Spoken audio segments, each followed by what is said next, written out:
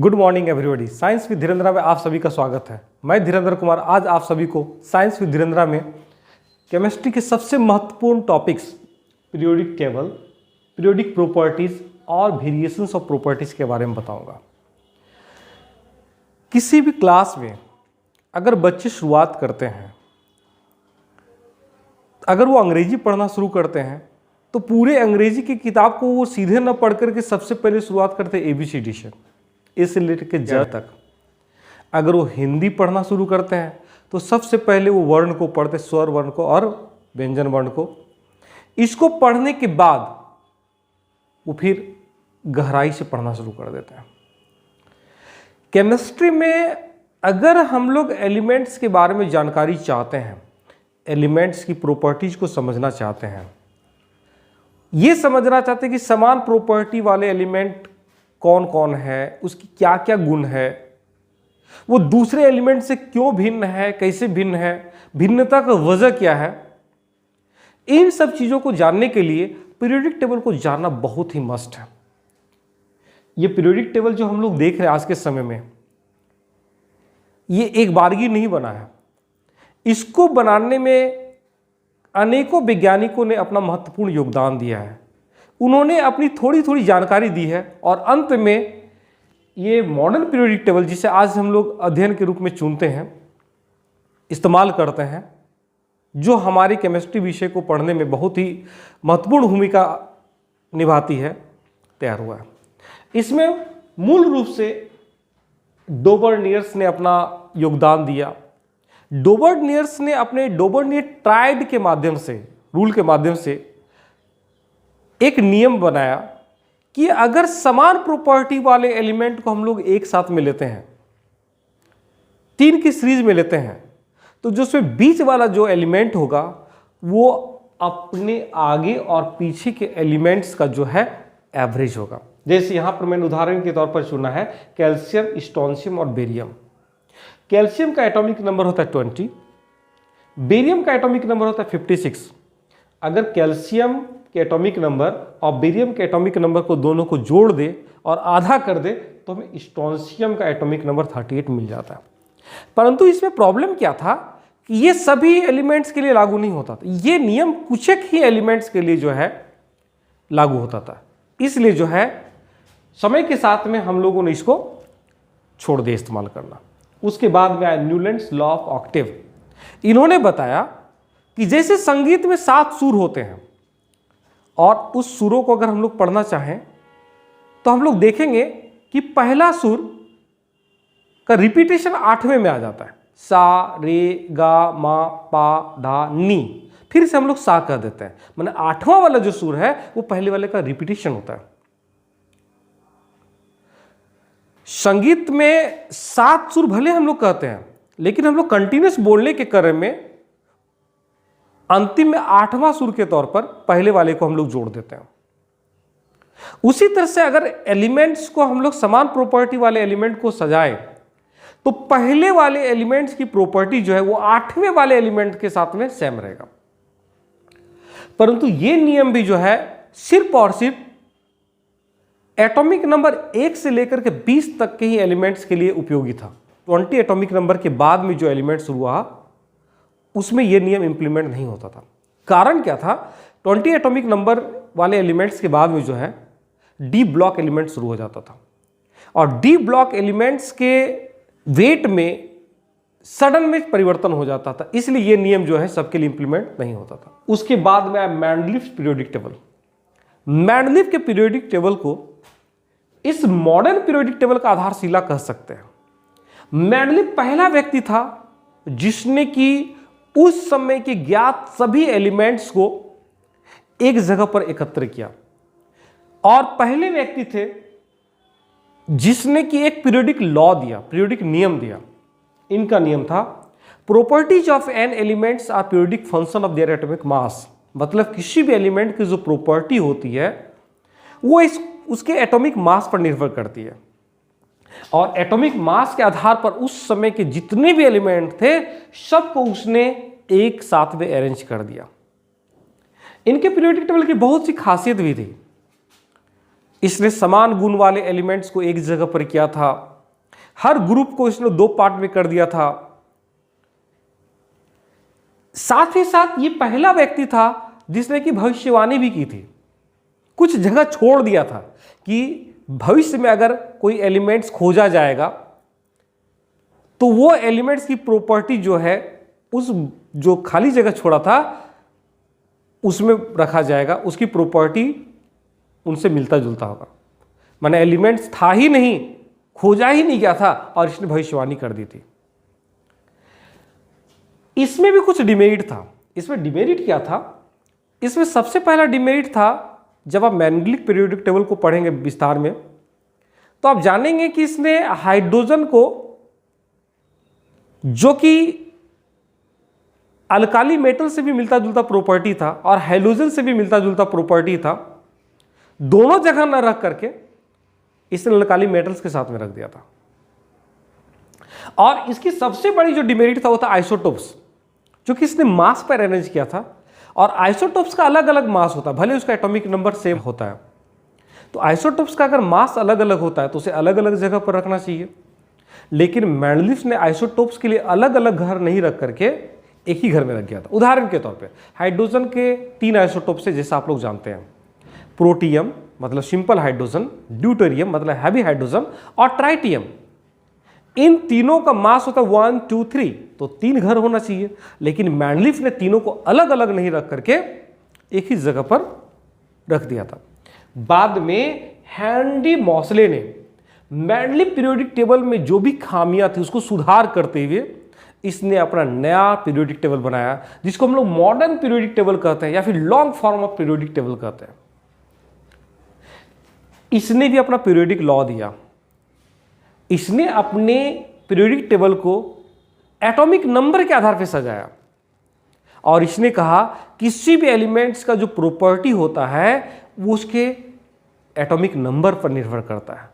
इसने जो लॉ दिया था वो लॉ था properties of an elements are periodic function of their atomic number. मतलब अगर किसी एलिमेंट्स के बारे में जानना है तो हमें उसका नंबर्स को जानना चाहिए। और इसने जो पीरियोडिक टेबल दिया, जिसे हम लोग मॉडर्न पीरियोडिक टेबल कहते हैं या फिर long form of periodic table कहते हैं, इनके पीरियोडिक टेबल में कुल जो है 18 ग्रुप है। अगर हम लोग हिंदी अरबिक नंबर में लिखें, मतलब इस तरह के नंबर में लिखें, तो हमको कुल 18 ग्रुप मिलेगा। लेकिन अगर हम लोग रोमन में लिखें तो हम लोग को 16 ग्रुप मिलेगा। इसका वजह क्या है? डी ब्लॉक में ग्रुप 8, 9 और 10 के जो एलिमेंट्स हैं उसको तीनों को एक साथ में मिलाकर इसने 8B नाम दिया, क्योंकि इन तीनों ग्रुप के एलिमेंट्स का जो प्रॉपर्टी होता है एक जैसा होता है। इसे हम लोग ट्रांजिशन ट्राइड भी कहते हैं। तो कुल मिलाकर ये समझा जाए कि मॉडर्न पीरियोडिक टेबल में कुल 18 ग्रुप है। और अगर हम लोग रोमन में लिखेंगे तो हम लोग को 16 ग्रुप लिखना है, क्योंकि यहाँ पर 8B में 3 ग्रुप मर्ज हो जाता है। और इसमें 7 पीरियड है। ग्रुप को हमेशा खड़ा गिनना है और पीरियड को हमेशा हॉरिजॉन्टल वे में लेना है। तो मॉडर्न पीरियोडिक टेबल में कुल 18 ग्रुप है और 7 पीरियड है। इसने हर ग्रुप का एक फैमिलियर नेम दिया, हर ग्रुप का एक अपना नाम दिया। जैसे ग्रुप 1 को हम लोग कहते हैं अल्काली मेटल्स। इसमें हाइड्रोजन को छोड़ देना क्योंकि हाइड्रोजन नॉन मेटल है। ग्रुप 1 में lithium, sodium, potassium, rubidium, caesium और फ्रांसियम, ये सभी जो हैं वाटर में डिजॉल्व होकर के वाटर सॉल्युबल बेस बनाते हैं, इसलिए इसे जो हम लोग अल्काली मेटल्स कहते हैं। ग्रुप 2 को इसने नाम दिया alkaline earth metal. Beryllium, magnesium, calcium, strontium, barium और रेडियम, ये भी बेस का फॉर्मेशन करते हैं, लेकिन इनका जो बेसिक प्रॉपर्टी होता है ग्रुप 1 की तुलना में कम होता है। ग्रुप 13 को नाम दिया boron family. Boron, aluminium, gallium, indium, thallium. Group 14 को नाम दिया कार्बन फैमिली। ग्रुप 15 का नाम दिया नाइट्रोजन फैमिली। ग्रुप 16 का नाम दिया इसने ऑक्सीजन फैमिली या फिर कैल्कोजन। कैल्कोजन इसलिए कहते हैं क्योंकि ये जो है मिनरल फॉर्मिंग एलिमेंट्स है और बनाते हैं। मतलब अर्थ से हम लोग कोई भी चीज निकालेंगे जिससे कि हम लोग मेटल को एक्सट्रैक्ट करते हैं, वहां पर इनकी मौजूदगी अनिवार्य है। अगर आप कैल्शियम को निकालना चाहेंगे तो कैल्शियम हमारे अर्थ में कैल्शियम ऑक्साइड के रूप में मौजूद है, कैल्शियम सल्फाइड के रूप में मौजूद है। तो ये जो है हमारे अर्थ में जो भी क्रस्ट निकलता है जिससे कि हम लोग मेटल को एक्सट्रैक्ट करते हैं उसमें मौजूद रहता है, हम लोग कैल्कोजेंस कहते हैं। ग्रुप 17 को हम लोग हैलोजेंस कहते हैं। हैलोजेंस किस लिए? क्योंकि सॉल्ट मेकर है। ये जितने भी एलिमेंट है इसमें फ्लोरीन, क्लोरीन, ब्रोमीन, आयोडीन, ये सभी जो है मेटल के साथ रिएक्ट करके सॉल्ट बनाते हैं, इसलिए इसको हम लोग हैलोजेंस कहते हैं, हैलोजीनस, सॉल्ट मेकर। और ग्रुप 18 या फिर रोमन में ग्रुप 8A या फिर 0 ग्रुप एलिमेंट, इन सबको हम लोग इनर्ट गैस कहते हैं। इनर्ट गैस इसलिए कहते हैं क्योंकि ये सारे एलिमेंट आपके स्टेबल होते हैं, ये किसी के साथ भी रिएक्ट नहीं करते हैं। Helium, neon, argon, krypton, xenon और रेडॉन, ये जितने भी एलिमेंट हैं ये सारे अनरिएक्टिव होते हैं, नोबल गैस होते हैं, इनर्ट नेचर के होते हैं। तो इस तरह से मॉसले ने हर एक ग्रुप का एक अपना फैमिलियर नाम दिया। साथ ही साथ इसने अपने पीरियोडिक टेबल को 4 ब्लॉक में भी बांटा। ग्रुप 1 और 2 को हम लोग एस ब्लॉक एलिमेंट कहते हैं। ग्रुप 13 से लेकर 18 तक को हम लोग कहते हैं पी ब्लॉक एलिमेंट कहते हैं। और ये जो है ग्रुप 3 से लेकर के ग्रुप 12, इसको हम लोग डी ब्लॉक एलिमेंट कहते हैं। और ये जो आउटर साइड में आप देख रहे हैं इसे हम लोग एफ ब्लॉक एलिमेंट कहते हैं।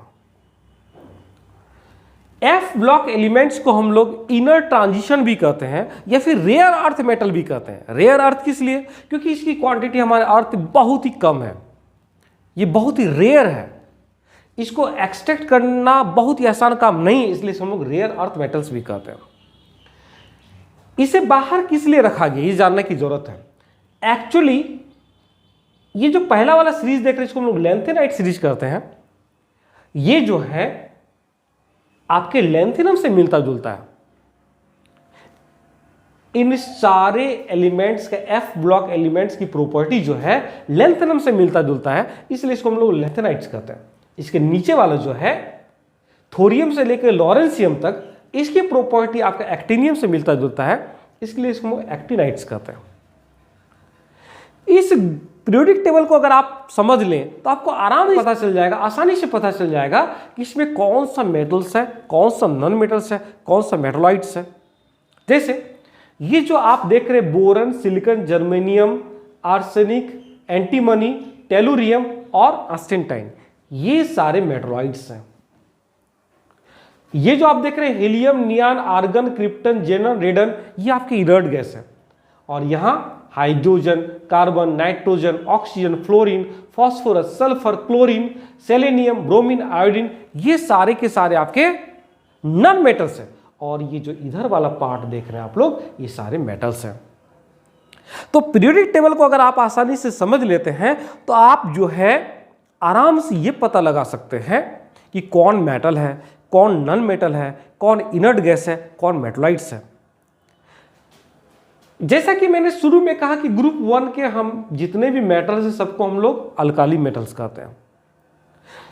ये सारे के सारे जो है वाटर में डिजॉल्व होकर के बेस बनाते हैं। जैसा मैंने कहा था, सिर्फ बेस ही नहीं बनाते, इसका केमिकल प्रॉपर्टी भी सेम होता है, इनका वैलेंस इलेक्ट्रॉन भी सेम होता है। वैलेंस इलेक्ट्रॉन मतलब जब इसका आप इलेक्ट्रॉनिक कॉन्फ़िगरेशन लिखेंगे तो इसके लास्ट में जो है इलेक्ट्रॉन की संख्या समान होगी। जैसे लिथियम का 2,1, सोडियम का 281, पोटासियम का 2881, मतलब अंत में देखेंगे तो सब में एक इलेक्ट्रॉन है। और ये जितने भी मेटल्स आप देख रहे हैं सभी अपने एक इलेक्ट्रॉन को डोनेट करते हैं और इलेक्ट्रोपॉजिटिव नेचर के होते हैं। उसी तरह से ग्रुप 2 के जो मेटल्स है, ये जिसको हम लोग अल्कलीन अर्थ मेटल्स कहते हैं, इन सभी का वैलेंस इलेक्ट्रॉन 2 होता है। और ये जितने भी मेटल्स हैं केमिकल रिएक्शंस के दौरान अपने 2 इलेक्ट्रॉन को रिलीज करता है, डोनेट करता है और +2 चार्ज एक्वायर करता है। ये भी इलेक्ट्रोपॉजिटिव नेचर के होते हैं। ये है हमारे पीरियोडिक टेबल की खासियत कि अगर हम लोग किसी एक को पकड़े तो उस ग्रुप में जितने भी हैं सब का प्रॉपर्टी हम लोग आराम से पता लगा सकते हैं। जैसे कुछ और एग्जाम्पल देते हैं, अगर हम लोग लिथियम को ऑक्सीजन के साथ रिएक्ट कराएंगे तो लिथियम ऑक्साइड बनाएगा Li2O, सोडियम को ऑक्सीजन से रिएक्ट कराएंगे तो ये बनाएगा सोडियम ऑक्साइड Na2O, पोटासियम को रिएक्ट कराएंगे ऑक्सीजन के साथ में तो पोटासियम ऑक्साइड K2O। सबका रेट ऑफ रिएक्शंस देखेंगे, रिएक्शंस करने का तरीका देखेंगे, आप पाएंगे सबका प्रॉपर्टी समान होता है, रिएक्शन करने का तरीका समान होता है।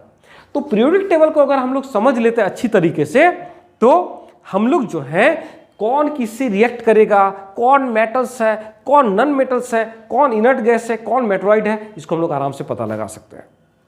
साथ ही साथ एक ग्रुप में जितने भी एलिमेंट हैं सबकी केमिकल प्रॉपर्टी सेम होगी, सबका वैलेंस इलेक्ट्रॉन समान होगा, ये भी हम लोग पता लगा सकते हैं।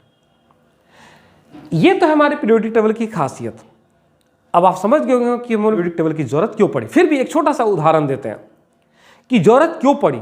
अगर हम लोग कोई सिस्टमेटिक वे ना बनाए स्टडी करने का तो हम ये कंफ्यूज हो जाएंगे कि इसकी प्रॉपर्टी किससे मिलती है। जैसे मान लीजिए आपके स्कूल में नर्सरी से लेकर 10th तक की क्लासेस हैं और सारे डिफरेंट क्लासेस के बच्चे को अगर हम लोग एक ही हॉल में खड़ा कर दें और सारे स्कूल के टीचर को एक ही जगह पर ला दें तो ये टीचर के लिए डिसाइड करना बहुत ही कठिन होगा कि किसको पढ़ाएं और कैसे पढ़ाएं। तो हम लोग क्या करते हैं, कैटेगरी में बांट देते हैं, नर्सरी के बच्चे को एक जगह पर और उसकी क्षमता के आधार पर हम लोग उसको पढ़ाते हैं, 10th के बच्चे को एक जगह पर उसकी क्षमता के आधार पर उसको हम लोग अलग तरीके से नॉलेज देते हैं। तो ये होती क्लासिफिकेशन से हमें फायदा। तो पीरियोडिक टेबल्स में जो हम लोग एलिमेंट्स को क्लासिफाइड करते हैं तो क्लासिफाइड करने के बाद हमें फायदा क्या होता है कि हम लोग समान प्रॉपर्टी वाले एलिमेंट्स को एक जगह पर कर देते हैं और हम लोग उसके सारी प्रॉपर्टी को आसानी से जान लेते हैं। अगर हम लोग किसी एक एलिमेंट्स का प्रॉपर्टी को पढ़ ले तो अन्य के प्रॉपर्टी हम लोग आसानी से पता लगा सकते हैं।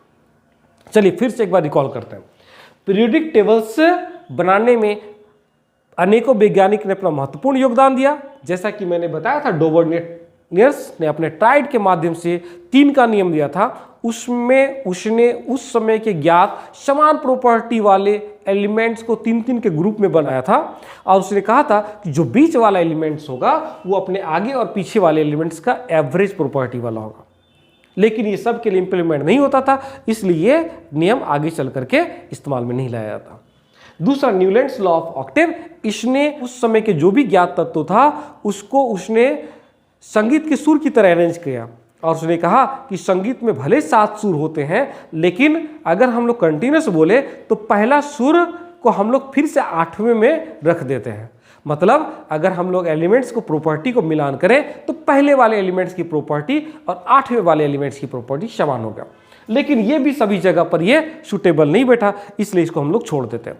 उसके बाद में मैंडलिफ पीरियोडिक टेबल, जिसको हम लोग old form of periodic table कहते हैं, और यही जो था मॉडर्न पीरियोडिक टेबल का आधारशिला था। मैंडलिफ पीरियोडिक टेबल की खासियत क्या था, इसने उस समय की ज्ञात सभी एलिमेंट्स को एक जगह पर अरेंज कर दिया था। इसने पीरियोडिक लॉ दिया था जो कि एटॉमिक वेट पर डिपेंडेंट था और उसमें कहा था उसने कि properties of an elements are periodic function of their atomic mass. हालांकि इसकी बहुत सी खासियत थी, जैसे उस समय उसने भविष्यवाणी कर दिया था नए एलिमेंट्स के बारे में कि अगर उसे खोजा जाएगा तो उसकी प्रॉपर्टी ऐसी होगी वैसी होगी। इसमें उस समय उसने जो है सभी ज्ञात एलिमेंट्स को जो है ग्रुप में और पीरियड में अरेंज किया था। लेकिन इसमें डिमेरिट भी था, जैसा कि मैंने आपको बताया पोजीशन ऑफ हाइड्रोजन की प्रॉपर्टी मेटल्स और नॉन मेटल दोनों से मिलता था, लेकिन इसने अपने पीरियोडिक टेबल में मेटल के साथ रखा और कारण नहीं बताया। और इसकी जो डिमेरिट थे वो था पोजीशन ऑफ आइसोटोप्स का मास अलग अलग होता है, इसलिए उसको अलग अलग घर में रखना चाहिए था, परंतु मैंडलिफ ने आइसोटोप को एक ही जगह पर रखा था। और भी डिमेरिट था इसका। अंत में हम लोग डिस्कस करते हैं हेनरी मोसलेस पीरियोडिक टेबल, जिसको कि हम लोग आज के समय में पढ़ते हैं, जिसको हम लोग मॉडर्न पीरियोडिक टेबल कहते हैं या फिर long form of periodic table कहते हैं। इस पीरियोडिक टेबल में अगर हम लोग हिंदू अरबिक नंबर का इस्तेमाल करें तो कुल 18 ग्रुप है, और अगर रोमन का इस्तेमाल करें तो कुल हमारे पास 16 ग्रुप है। 16 ग्रुप होने का वजह क्या है, ग्रुप 8B में जैसे फेरस, कोबाल्ट और निकल है, इनकी प्रॉपर्टी सेम जैसा है, इसलिए इसको 3-3 के ग्रुप में बना दिया गया। Ruthenium, rhodium, palladium, osmium, iridium, platinum 3-3 के ग्रुप में बना दिया, इसलिए इसको हम लोग ट्रांजिशन ट्राइड भी कहते हैं। इस पीरियोडिक टेबल में हर ग्रुप का अपना नेम है। जैसे ग्रुप 1 को हम लोग अल्काली मेटल्स कहते हैं, हाइड्रोजन को छोड़ देना है क्योंकि हाइड्रोजन नॉन मेटल है। ग्रुप 2 को हम लोग अल्कालिन अर्थ मेटल कहते हैं। ग्रुप 13 को हम लोग कहते हैं बोरन फैमिली। ग्रुप 14 को हम लोग कहते हैं कार्बन फैमिली।